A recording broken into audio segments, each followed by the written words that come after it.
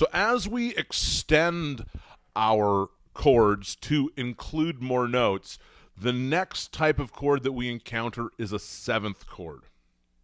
If we extend a tertian triad by adding another third on top of the fifth of the triad, the result is a four-note chord, and because the interval between this added note and the root is some kind of seventh, either a major, a minor, or a diminished seventh, chords of this sort are called seventh chords. Because it would be possible to use more than one kind of seventh with each triad type, there are many more seventh chord types than triad types. However, tonal harmony commonly makes use of only 5 seventh chord types. So here we can see that below each chord, you will find the commonly used name for each chord and the symbol used as an abbreviation.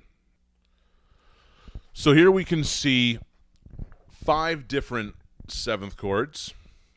We have 2 chords that are based on a major triad. We've got 1 chord that's based off of a minor triad and 2 chords that are based off of a diminished triad. The first chord we see is our major seventh, or sometimes we refer to this as a major seventh, and it's notated with a capital M and a 7.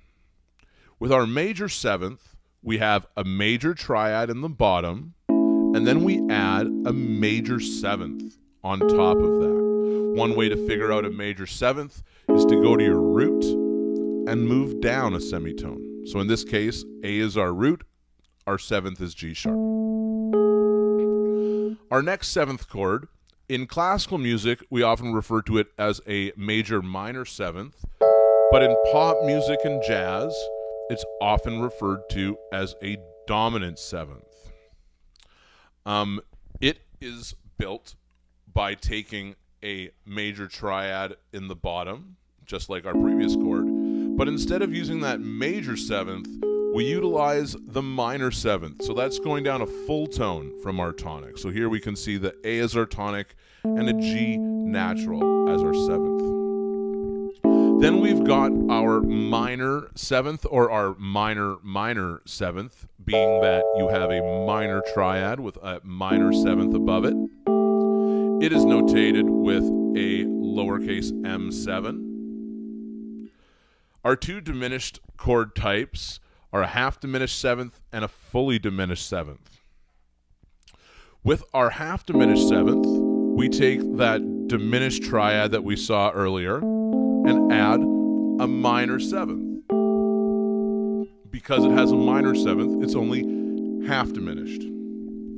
Finally, we see a diminished seventh. So this chord is our diminished triad with a diminished seventh above it.